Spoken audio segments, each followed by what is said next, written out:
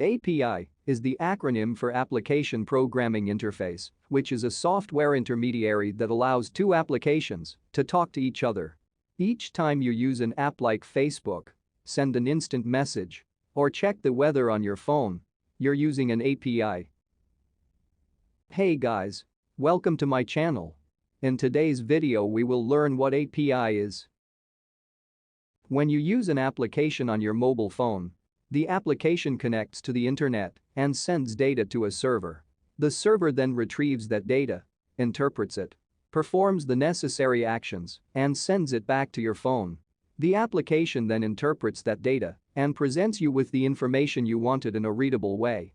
This is what an API is, and all of this happens via API.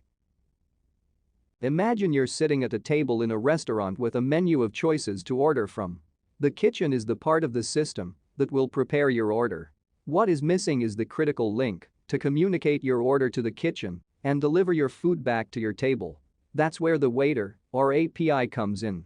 The waiter is the messenger, or API, that takes your request or order and tells the kitchen, the system, what to do. Then the waiter delivers the response back to you. In this case, it is the food. In real-life API example, you may be familiar with the process of searching flights online. Just like the restaurant, you have a variety of options to choose from, including different cities, departure and return dates. Let us imagine that you're booking your flight on an airline website. You choose a departure city and date, a return city and date, cabin class, as well as other variables. In order to book your flight, you interact with the airline's website to access their database and see if any seats are available on those dates and what the costs might be. However, what if you are not using the airline's website, a channel that has direct access to the information? What if you are using an online travel service, such as Kayak or Expedia, which aggregates information from a number of airline databases? The travel service, in this case, interacts with the airline's API. The API is the interface that, like your helpful waiter, can be asked by that online travel service to get information from the airline's database to book seats and baggage options. The API then takes the airline's response to your request and delivers it right back to the online travel service, which then shows you the most updated relevant information. API also provides a layer of security. Your device's data is never fully exposed to the server, and likewise the server is never fully exposed to your phone.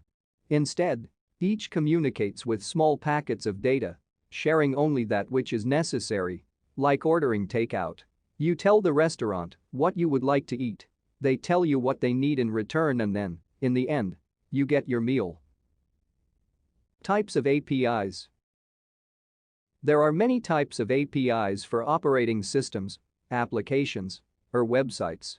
Windows, for example, has many API sets that are used by system hardware and applications. Most operating systems provide open APIs, so programmers can write applications that will be compatible with the current environment. The APIs allow developers to save time by taking advantage of a platform's implementation to do the nitty-gritty work. This helps reduce the amount of code developers need to create and also helps create more consistency across apps for the same platform. APIs can control access to hardware and software resources.